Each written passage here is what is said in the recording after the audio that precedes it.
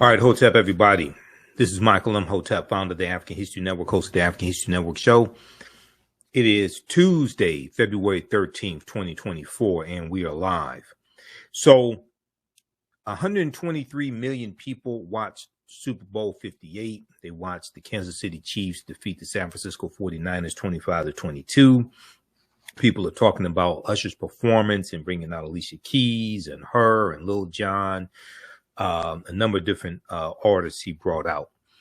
But something else people are talking about is Andra Day performing the Black National Anthem, Lift Every Voice and Sing.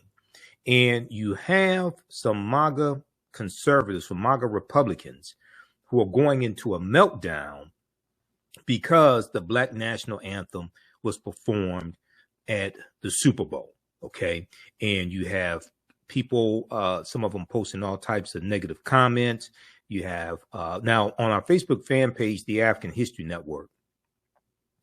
I posted this. I shared this post from. This is from the dailymail.co.uk.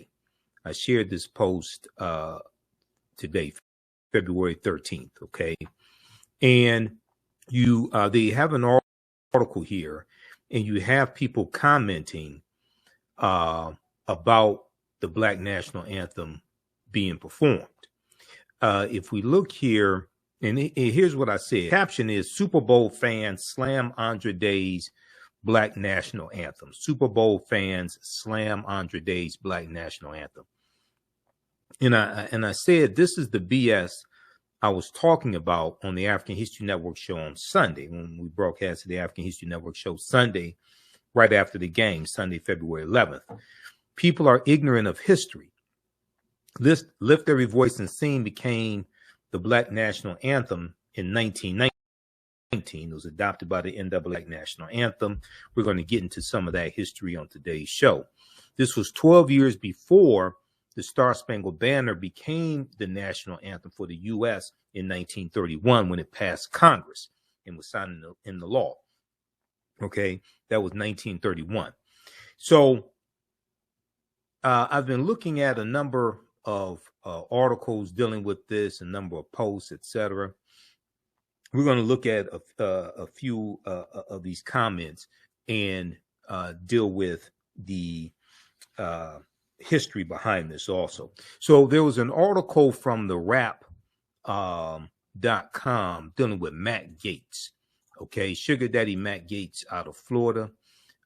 This piece right here, Matt Gaetz says he's not watching the Super Bowl because of Black National Anthem performance. And I actually posted about this on our Facebook fan page, the African History Network as well. And I posted on our Instagram page, the AHN show also.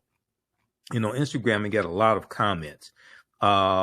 This right here, I posted this here. This is from the rap.com. Let me flip over to this. Okay. Matt Gaetz says, hold on, I want to go to the Facebook post that I did. Okay, right here. This is from the rap.com, WRAP. Matt Gaetz says he's not watching Super Bowl because of Black National Anthem performance. Okay. Sugar Daddy Matt Gaetz, a Republican from Florida, House of Representatives, MAGA supporter, big Donald Trump supporter. I call him the white R. Kelly. If you get the House investigation into his allegedly trafficking a 17-year-old for the purposes of sex, I'll call him Sugar Daddy Matt Gaetz, aka the white R. Kelly. But that's another broadcast. If we look at this article here from the Rap, Matt Gaetz was talking to his wife, and that's a whole nother conversation too. But Florida Representative Matt Gaetz added his voice to the chorus surrounding Super Bowl 58 on Sunday, while also stating he was not in favor of a classic song often sung by a chorus. Matt Gaetz tweeted an exchange he had with his wife where he announced he and his wife would not be watching the Super Bowl. And after his partner Ginger asked why, Matt Gaetz said, who supports Donald Trump who tried to overthrow the government with the January 6, 2021 insurrection. Matt Gaetz said they're desecrating America's national anthem by playing something called the Black National Anthem. Okay. This is Matt Gaetz' tweet. Okay. You can follow Matt Gaetz on Twitter, X, at Matt Gaetz, GATZ. Let him know what you think about him in his comments. And then his wife responded, does that mean Cardi is performing? Cardi B. I guess they thought Cardi B was going to perform the Black National Anthem.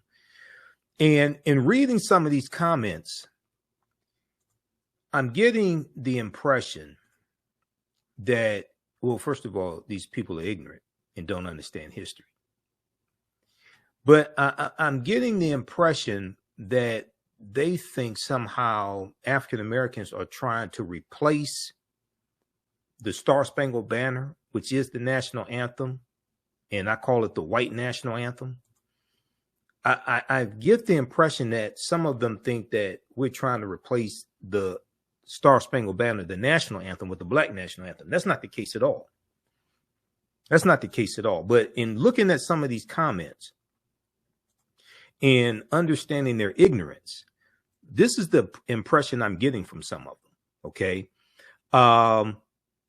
So now we know Grammy Award winning singer Andra Day performed Lift Every Voice and Sing as well. And also the national anthem was performed by Reba McEntire, country artist Reba McEntire. America the Beautiful was performed by Post Malone. Okay, so this was all at the Super Bowl. So then we see comments from Megyn Kelly. So Megyn Kelly was on Fox News. Then Megyn Kelly went to MSNBC, pissed off Tamron Hall. Tamron Hall leaves MSNBC, gets her own show. Megyn Kelly separated from MSNBC because she had poor ratings.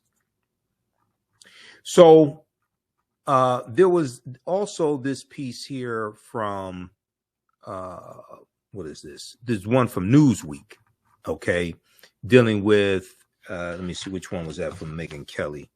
No, Salon.com. There was an article from Salon.com about Megyn Kelly getting slammed for complaining about inclusion of Black National Anthem.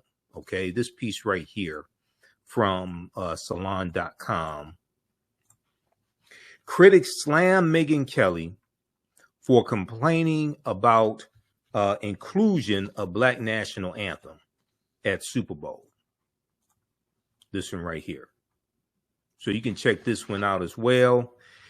Now, and this is some of the comments in like the post from on Facebook from dailymail.co.uk, the article I'm going to show you in the post that they did of Andra Day and the caption they had. I went through and read some of the comments from white people. I read some of the comments on when I posted about this on our Instagram page. And I'm coming to the conclusion that some white people think that we're trying to replace the white national anthem, and we're not. Megyn Kelly said we already have a national anthem and it includes everybody. Well, Megyn, obviously you haven't studied the history of the white national anthem because it doesn't include everybody. Not by a chance. Conservative media personality Megyn Kelly slammed Andra Day's rendition of Lift Every Voice and Sing, also known as the Black National, which was performed during the Super Bowl pregame ceremony.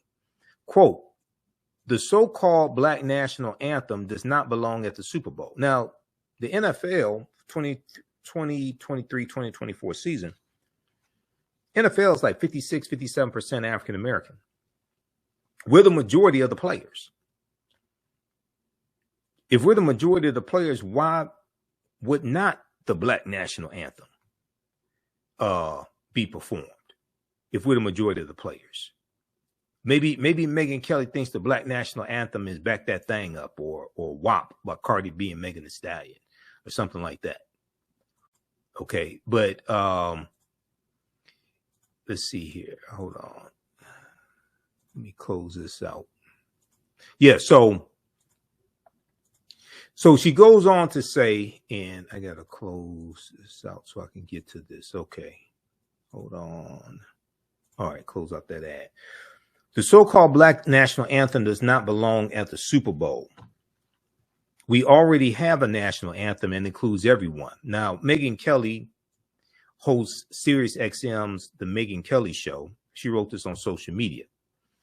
The post spurred critics to clap back at Megyn Kelly, with many advising her to stick to her lame political jokes and accusing her of racism.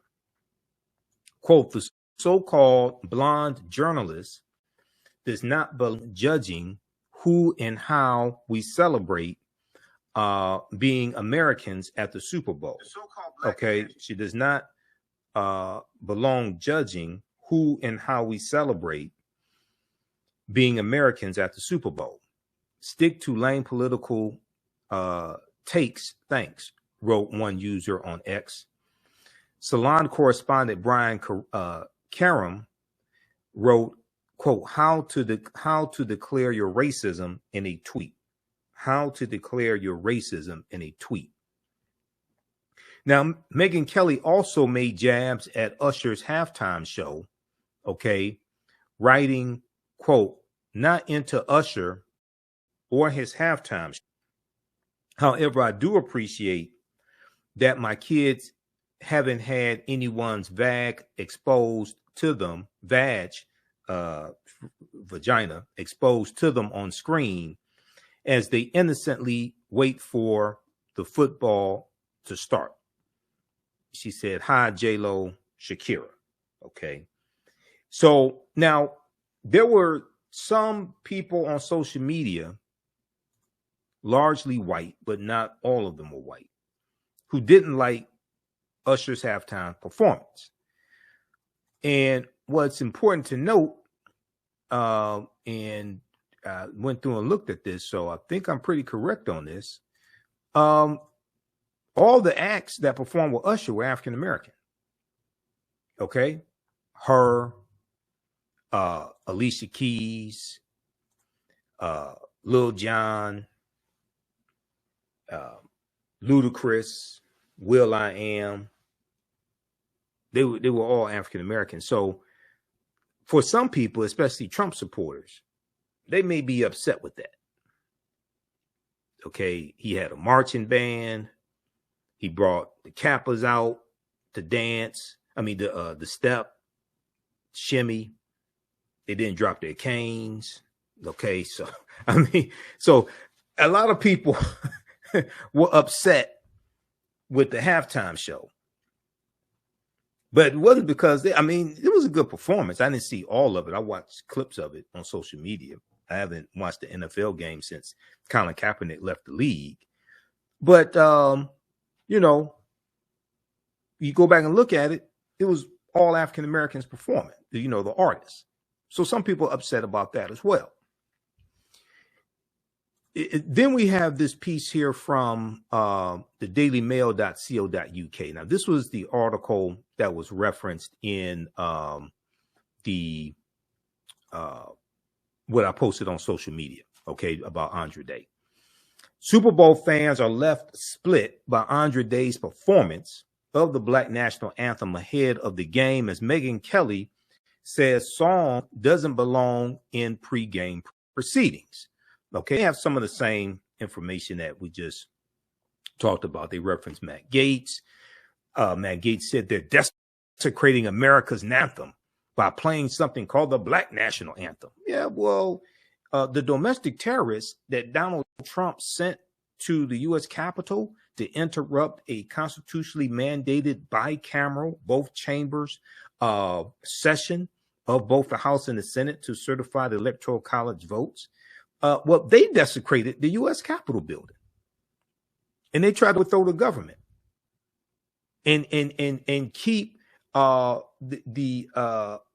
votes from being certified for Joe Biden and Vice President Kamala Harris. No, notice how Matt Gaetz is silent on that. You want to talk about desecration? You had people having bowel movements in the U.S. Capitol building. And this idiot wants to talk about desecration. You had 140 Capitol Hill police officers assaulted by the domestic terrorists.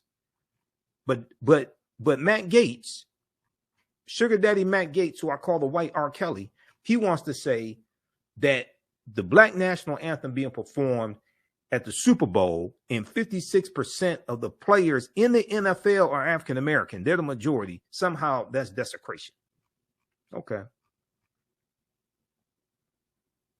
Now, you had some people defending the performance as well. Democratic Representative Richie Torres, the Black national anthem, Lift Every Voice and Sing, has been part of our nation's history since the early 20th century.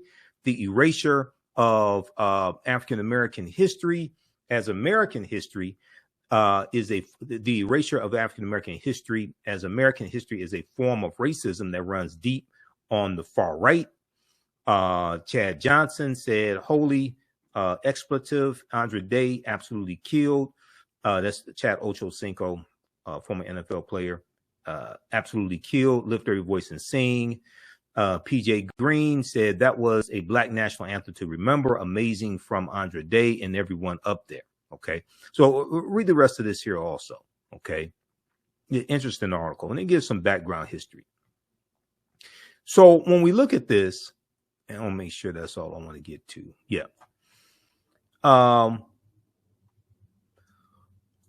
Some people may ask the question, so Michael Imhotep, why do you call the Star Spangled Banner the white national anthem? That's a very good question. We're going to get to that. And I've dealt with this before back in 2017 where Colin Kaepernick had his protest and was banned. He took a knee and he was banned from the NFL. I did a big presentation on this. First, let's look at some history of Lift Every Voice and Sing and what's called the Black National Anthem. Okay. And there's a couple of pieces on this. There's one from CNN, and I've dealt with this in some of my lectures. So I'm going to refer to some of my slides on this also. Well, if we look at this piece here, there's a couple good articles that I've looked at. Well, it's a number of articles, but it's two that I'll show you. One of them is from CNN.com, and this is from September 10th, 2020. September 10th, 2020. Also, everybody, I'm going to give you information about the online history classes that I teach. A new class that started up February 3rd. We have class number 2, Saturday, February 10th, 2 p.m. Eastern Standard Time, Ancient Kemet, the Moors, and the Ma'afa, Understanding the Transatlantic Slave Trade, what they didn't teach you in school. Visit our website, theafricanhistorynetwork.com, theafricanhistorynetwork.com. You can register there and watch last week's class. Okay, what makes Lift Every Voice and Sing so iconic?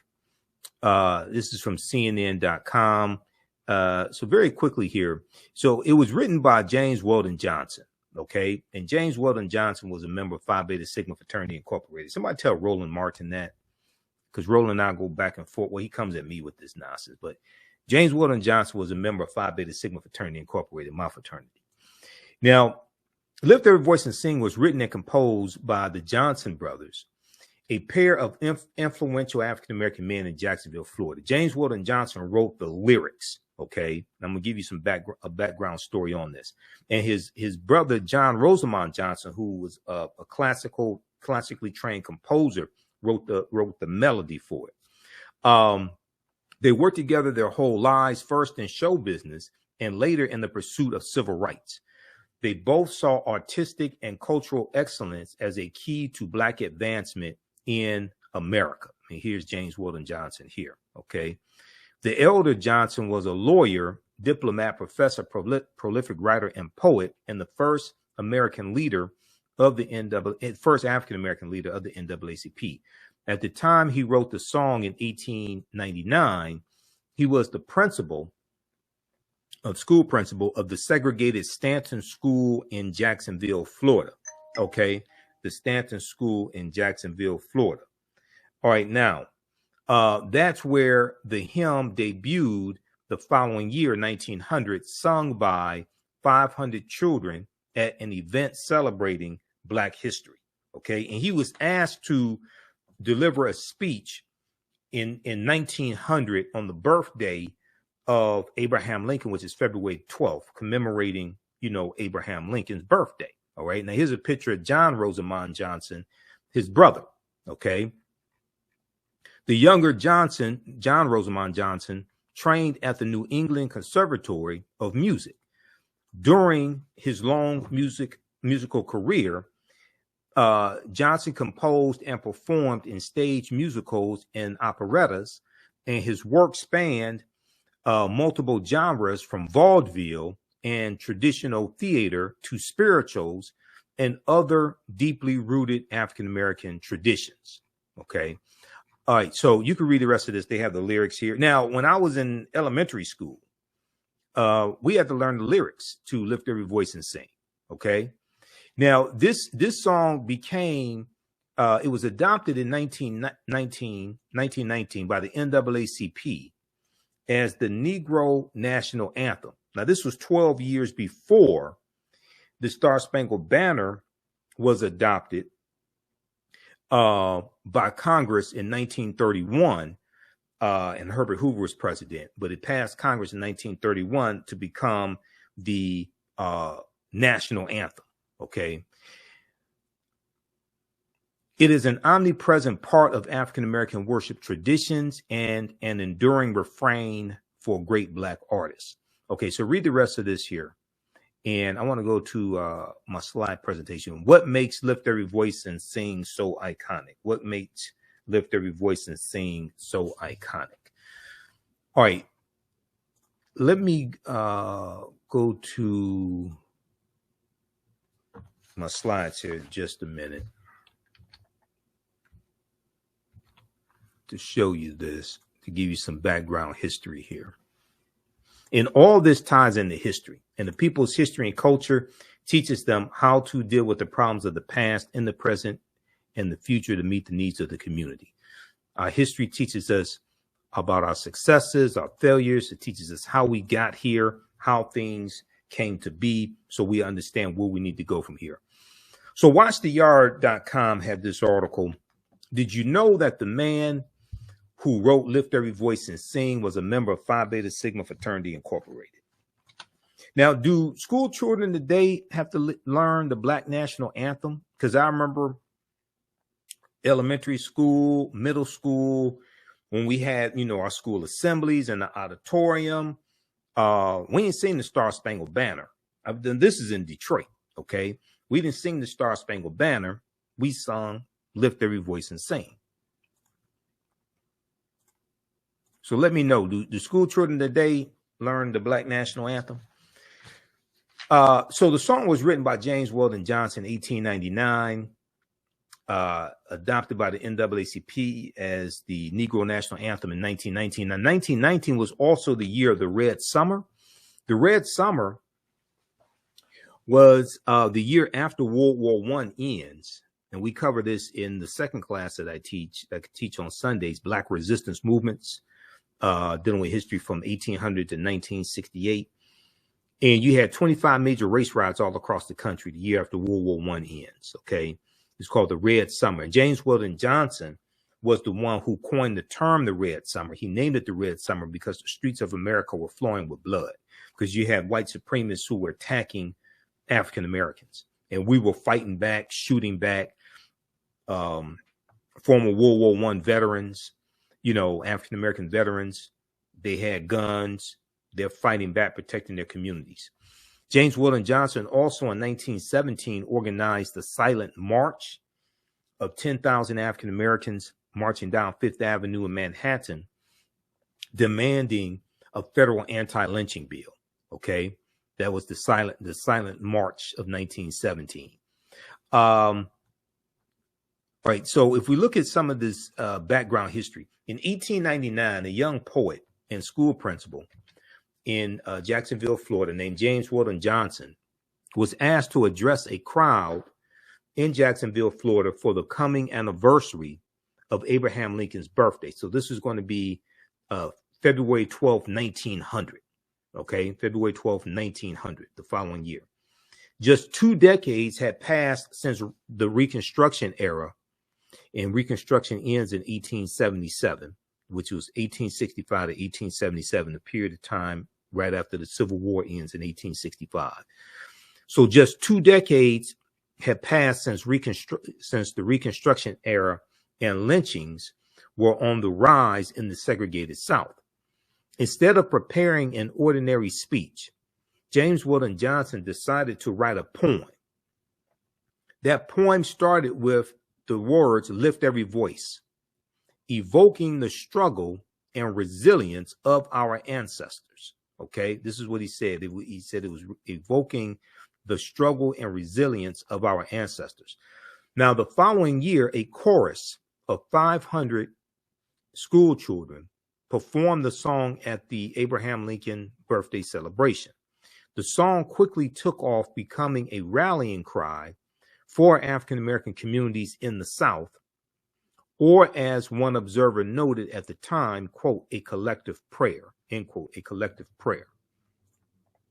Now, it was embraced as a hymn in churches and performed at graduation ceremonies and in school assemblies.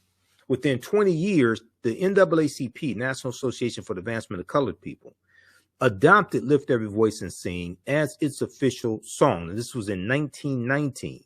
They adopted it as the Negro National Anthem. Okay, 12 years before the Star Spangled Banner becomes the white national anthem, or the national anthem. For generations to come, it would be known widely as the Black National Anthem. Now, for more information on this, read the article from the Washington Post, Lift Every Voice and Sing, the story behind the Black National Anthem that Beyonce sang. So that article came out when Beyonce performed at Coachella. This article is from April 16, 2018. Beyonce performed at Coachella and sang the Black National Anthem. Okay, this article right here, Lift Every Voice and Sing, the story behind the Black National Anthem that Beyonce sang. Okay, and Beyonce had a marching band there, blew everybody away as well. So they have some history here dealing with the Black National Anthem. All right, now, let's look at some history surrounding the Star Spangled Banner. And a lot of people don't know this history. So the Star Spangled Banner was written by Francis Scott Key, September 14th, 1814, during the War of 1812 against Great Britain. Also look at this article here from Newsweek.com. Black National Anthem sends MAGA into meltdown. This is from February 12th, 2024. Black National Anthem sends MAGA into meltdown. They just don't know what to do with themselves. Okay. And it talks about how prominent supporters of Donald Trump were furious with the inclusion of the Black National Anthem at the Super Bowl. Former Arizona Senate candidate Carrie Lake, the election denier Carrie Lake, responded to a picture showing her sitting down during a performance of the Black National Anthem at last year's Super Bowl 2023. Carrie Lake said on X, formerly Twitter, on Sunday, February 11th, 2024, quote, "I'm still not standing for this divisive garbage. One nation, one anthem. One nation, one anthem." Once again, I get the impression that some of these people think that we're trying to replace the white national anthem with the Black national anthem. That's not the case. No.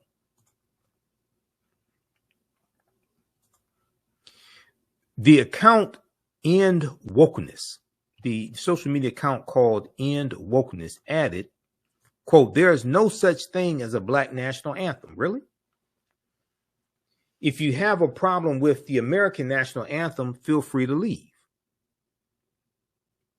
Now, see, this is the typical response from white supremacists.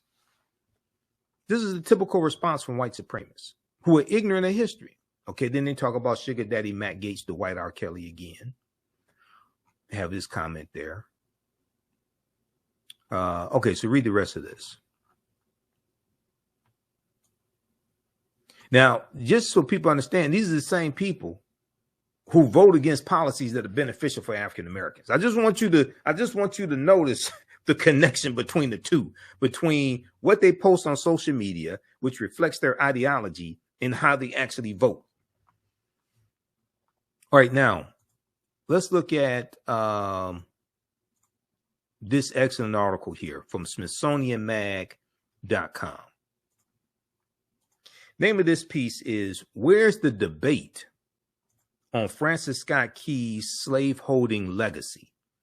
Where's the debate on Francis Scott Key's slaveholding legacy?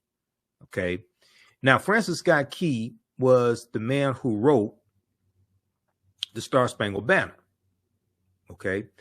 And he wrote it September 14th, 1814, during the War of 1812, which was 1812 to 1814. You can read, for more information on this, read this piece from history.com, official website of the History Channel. Name of this article is, this deals with 10 things about the, 10 things you may not know about the Star-Spangled Banner. 10 things you may not know about the Star-Spangled Banner. 10 surprising facts about the national anthem and the man who wrote its lyrics. This is from September 24th, 2021. Okay. And it goes through Bounty versus the family dishcloth. It goes through and it talks about Francis Scott Key intended his verses to be song lyrics, not poetry. Let's see here. He wrote it September 14th, 1814. He wrote it. The song was not originally entitled "The Star-Spangled Banner." It's originally called "Defense of Fort McHenry," because he was watching the attack on Fort McHenry by the British, Fort McHenry in Baltimore. Okay. On March 3rd, 1931, after 40 previous attempts failed, a measure passed Congress and was signed into law that formally designated the Star-Spangled Banner as the national anthem of the United States. So that wasn't until 1931. Okay. All right. Francis Scott Key was a slave owner. Yes, he was. He also thought African people were mentally inferior. We're going to come to that. So read this piece here. 10 things you may not know about the Star-Spangled Banner. And that's at history.com, official website of the History Channel.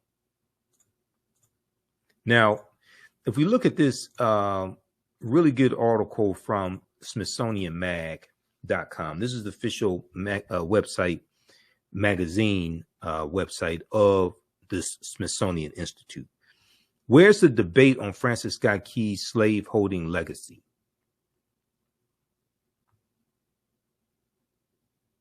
During his lifetime,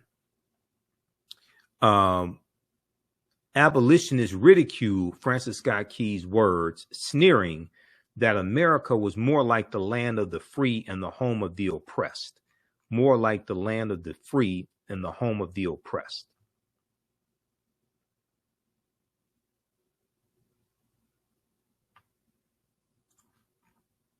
So this is from July 1st, 2016 by Christopher Wilson. I want to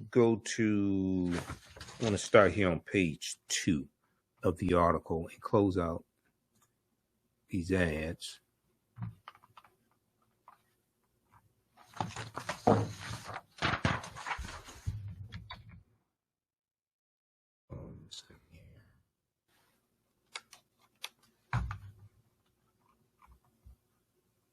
All right. I want to go to page 2 right here. They show a painting of Francis Scott Key.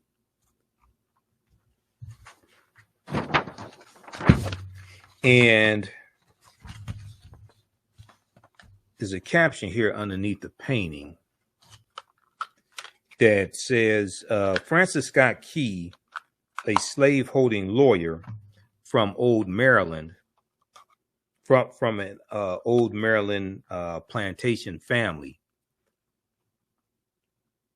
wrote the song that would in 1931 become the national anthem and proclaim our nation the land of the free. Okay, now he's from a Maryland, he's from a he was a slaveholder from a slaveholding family. Okay, but he wants to proclaim the United States as the land of the free.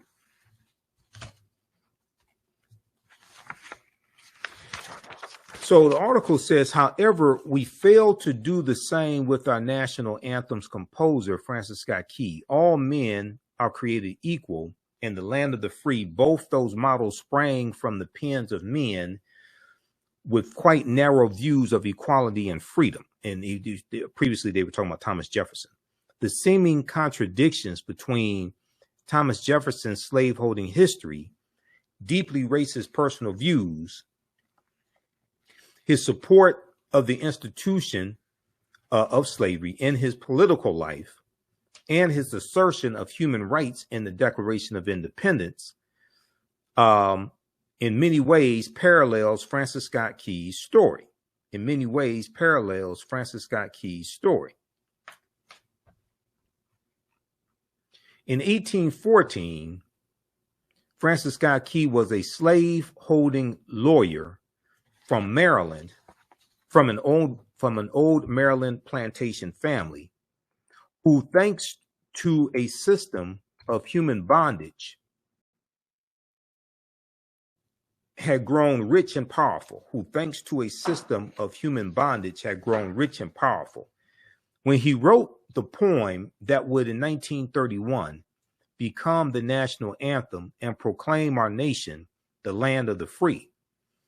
Like Thomas Jefferson, Francis Scott Key not only profited from slaves, he harbored racist conceptions of American citizenship and human potential.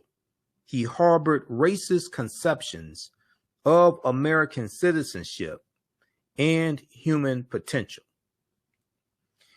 Africans in America, he said, were a distinct and inferior race of people, which all experience proves to be the greatest evil that afflicts a community.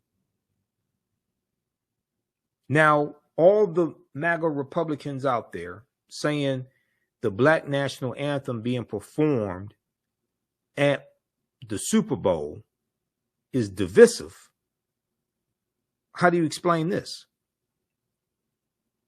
The man who wrote the white national anthem, the Star Spangled Banner, said of Africans in America, he said they were a distinct and inferior race of people, which all experience proves to be the greatest evil that afflicts a community, end quote. Now, a few weeks after British troops in the War of 1812 stunned and demoralized America by attacking Washington, D.C., and setting the Capitol building and the White House ablaze on August 24th, 1814. They set the British set the White House on fire. Okay, now I don't know if that's the inspiration for the song, the roof is on fire. I don't know if that was the inspiration for the song, or if in 1675, December 1675, when during Bacon's Rebellion, when the rebels burned down the town of Jamestown, Virginia, maybe that was the inspiration for the roof is on fire. We don't need no water. You know, maybe I'm not sure. So in August 24th, 1814, the British set the U.S. Capitol building on fire, and they set the White House on fire. The British turned their attention to the vital seaport of Baltimore. Okay, this is during the War of 1812. On September 13th, 1814, hold on. On September 13th, 1814, British warships commenced an attack on Fort McHenry, which protected the city's harbor. For 25 hours, bombs and rockets. Hold on. Where did my cursor go? For 25 hours, bombs and rockets rained down on the fort, while Americans, still wondering whether their newfound freedom would really be so short-lived, awaited news of Baltimore's fate.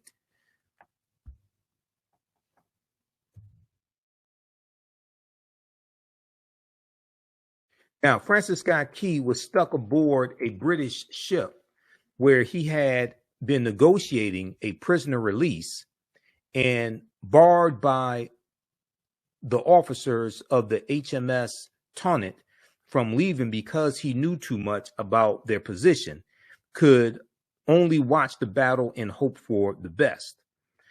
By the dawn's early, quote unquote, dawn's early light of the next day, Francis Scott Key saw the huge garrison flag now on view at the Smithsonian's National Museum of American History, waving above Fort McHenry, and he realized that the Americans had survived the battle and stopped the enemy advance. The poem he wrote celebrated the Star-Spangled Banner, the flag, as a symbol of the resilience and triumph of the United States. Ironically, while Francis Scott Key was composing the line over the land of the free, it is likely that black slaves were trying to reach British ships in Baltimore Harbor. It is likely that black slaves were trying to reach British ships in Baltimore Harbor. They knew that they were far more likely to find freedom and liberty under the Union Jack, which was the flag of the British, than they were under the Star-Spangled Banner. So during the War of 1812, you're going to have about 6,000 African Americans who go and fight. You're going to have runaway slaves who go and fight on behalf of the British, because the British say, they were the first ones to say, when this war, if you come fight for us, when this war is over, then we'll set you free. Okay, so it's about 6,000 runaway slaves that run away and fight on behalf of the British.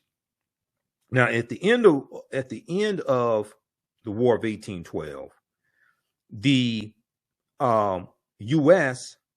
demands that the British return those 6,000 runaway slaves. The British refused to do so. All right, let's continue here.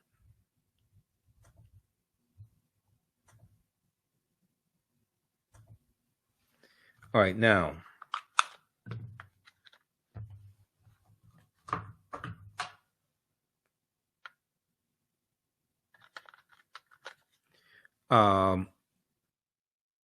okay, so additionally, now Francis Scott Key also used his office as district attorney of Washington, D.C. from 1833 to 1840 to defend slavery, okay, to defend slavery, and he attacked the abolitionist movement in several high-profile cases.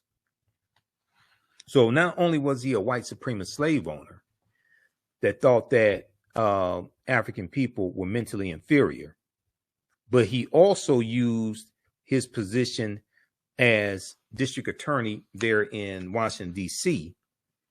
to defend slavery and attack abolitionists. Now, in the mid-1830s,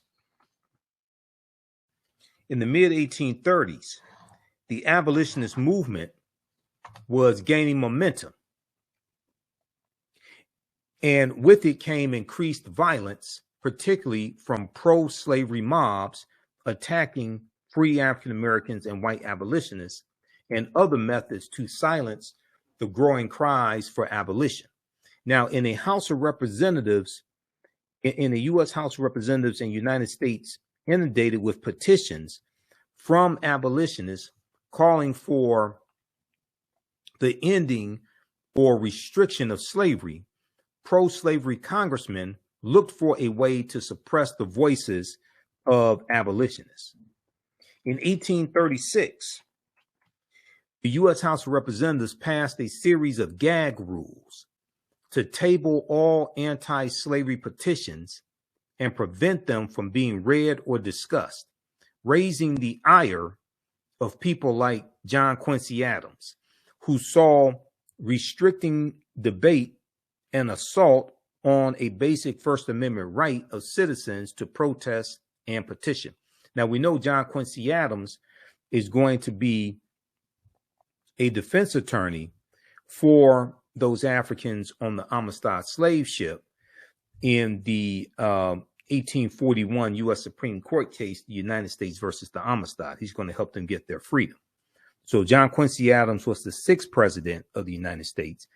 He was the son of John Adams, the 2nd president of the United States.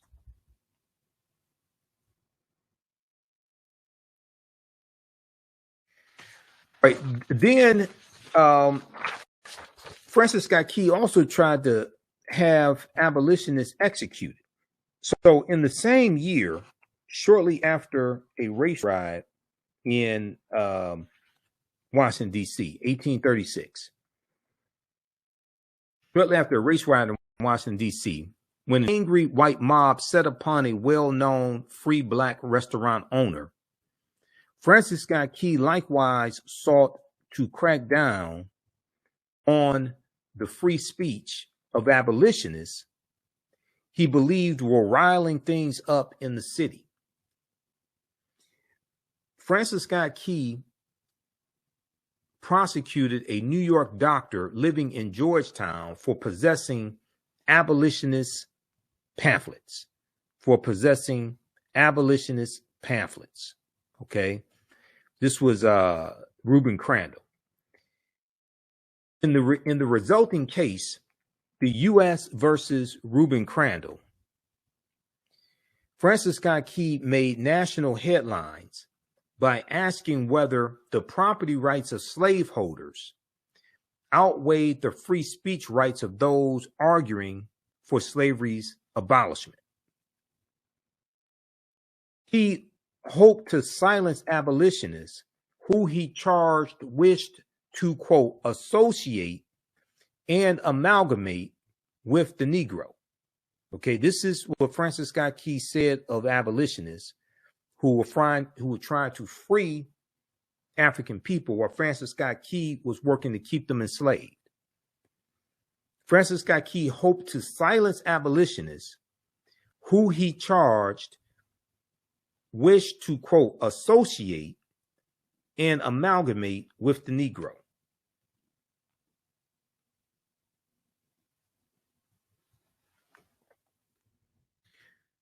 Though Reuben Crandall's offense was nothing more than possessing abolitionist literature,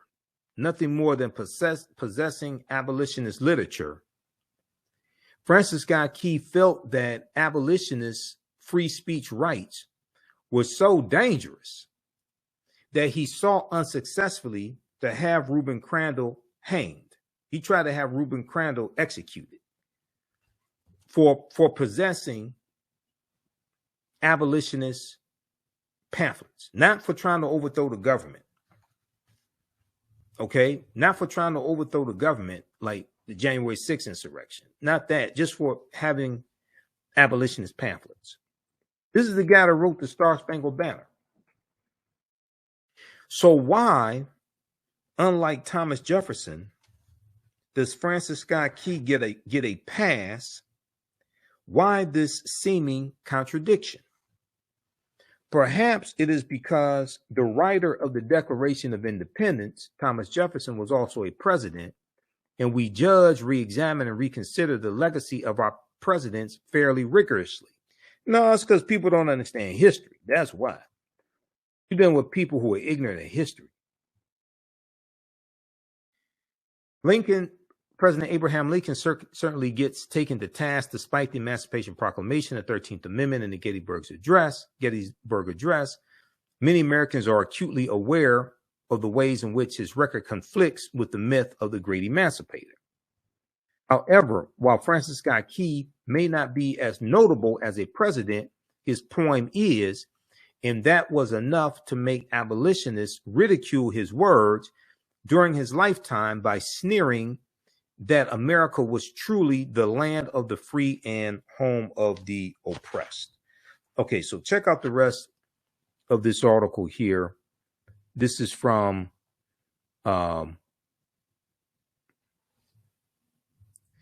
this is from SmithsonianMag.com. Name of this article: Where's the debate on Francis Scott Key's slaveholding legacy? Where's the debate on Francis Scott Key's slaveholding legacy? Now, there was also a really good article from theroot.com that Dr. Jason Johnson wrote a few years ago. And we're going to go to, I want to go to that article here. But give us a thumbs up, give us a heart, give us a like on this broadcast. And how you all like this type of information. Hopefully you're learning a lot. Be sure to register for the 10-week online history course that I teach on Saturdays. Ancient Kemet, the Moors, and the Ma'afa. Understanding the transatlantic slave trade, what they didn't teach you in school. Visit our website, AfricanHistoryNetwork.com.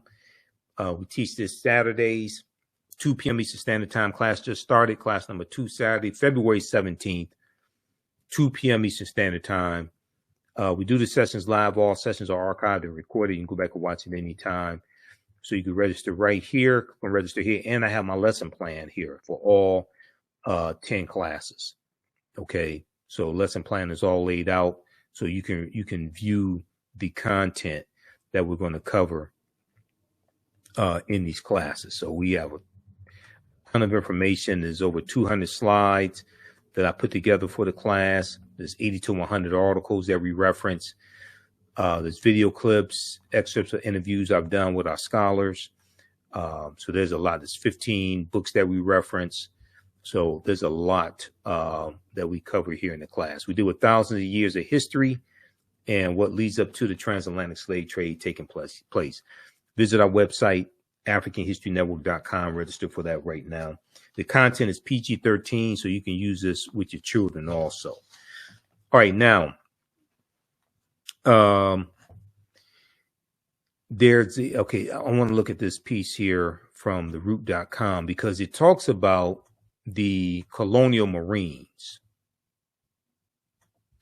And the colonial Marines was a regiment with amongst the British of African Americans, most of them like runaway slaves.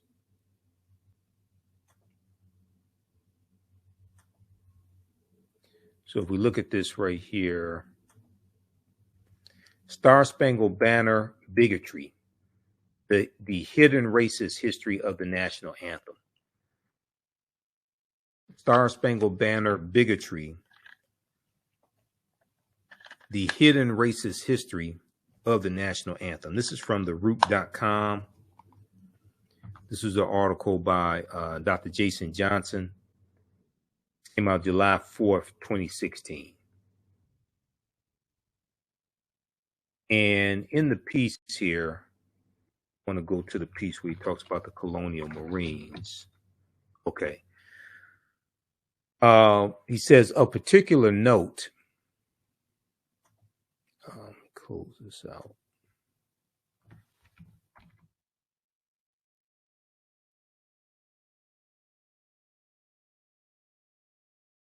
He says, of particular note,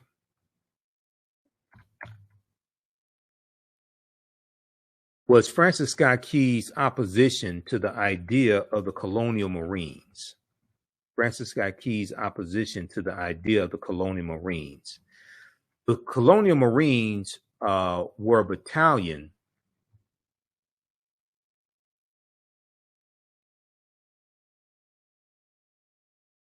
The colonial Marines were a battalion of runaway slaves who joined with the British Royal Army in exchange for their freedom. The Marines were not only a terrifying example of what slaves would do if given the chance, but also a repudiation of the white superiority that men like Francis Scott Key were so invested in. All of the ideas and concepts came together around August 24th, 1814 at the Battle of Bladensburg, where Francis Scott Key, who was serving as a lieutenant at the time, ran into a battalion of colonial Marines. His troops were taken to the woodshed by the very black folks he disdained. So his regiment got their behinds kicked by the colonial Marines, these runaway slaves, okay? And he fled back to his home in Georgetown to lick his wounds. The British troops, emboldened by their victory in Bladensburg, then marched into Washington, D.C., burning the Library of Congress, burning the U.S. Capitol building, and setting fire to the White House. You can imagine that Francis Scott Key was very much in his feelings, seeing black soldiers trampling on the city he so desperately loved. A few weeks later, in September of 1815, far from being a captive, Key I think he meant 1814. Far from being a captive, Key was on a British boat begging for the release of one of his friends, a doctor named William Benes. Francis Scott Key was on the boat waiting to see if the British would release his friend when he observed the bloody battle of Fort McHenry in Baltimore on September 13th, 1814. America lost the battle, but managed to inflict heavy casualties on the British in the process. This inspired Francis Scott Key to write the Star-Spangled Banner right then and there, but no one remembers that he wrote a full third stanza decrying the former slaves who were now working for the British Army. So the third stanza says, "And where is that band who so vauntingly swore that the havoc of war and the battle's confusion, a home and a country should leave us no more. Their blood has washed out their foul footsteps, pollution. Their blood has washed out their foul footsteps, pollution. No refuge could save the hireling and slave from the terror of flight, or the gloom of the grave.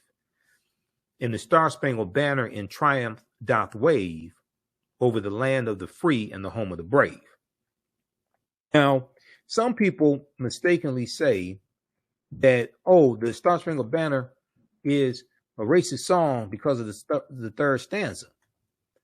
No, I disagree. Star-Spangled Banner is a racist white supremacist song, period. It's not only because of the third stanza, it's because of who wrote it and his intent behind it. And this is why I call it the white national anthem. It was written by white people, for white people, about white people. And African people were dehumanized in it. So it's not just the third stanza, it's the entire song. This is why you have to understand history. Okay, now, the article goes on to say, in other words, Francis Scott Key was saying that the blood of all the former slaves and hirelings on the battlefield will wash away the pollution of the British invaders. With Key still bitter that some black soldiers got the best of him a few weeks earlier, the Star-Spangled Banner is as much a patriotic song as it is a diss track to black people who had the audacity to fight for their freedom. Perhaps that's why it took almost 100 years for the song to become the national anthem. So we know after 40 attempts in Congress, it became the national anthem in 1931. Okay. All right. So read the rest of this piece here from theroot.com. Name of this article: Star Spangled Banner, Star Spangled Bigotry, the hidden racist history of the national anthem. The hidden racist history of the national anthem. So you can see why Trump supporters love the song so much.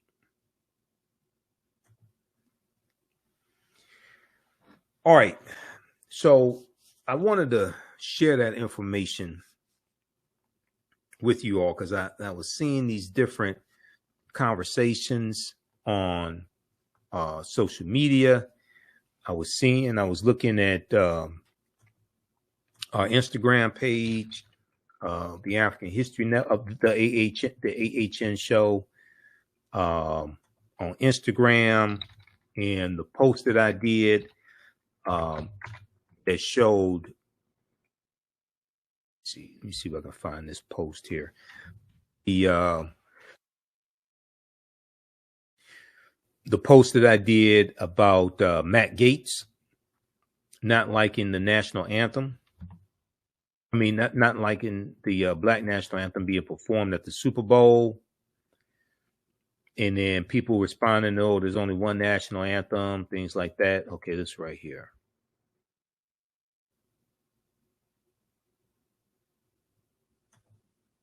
Let's look at this.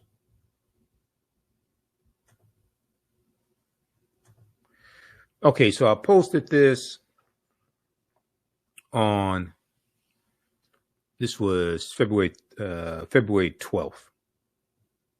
Okay, Monday, February 12th. And we look at some of the comments. People were saying, had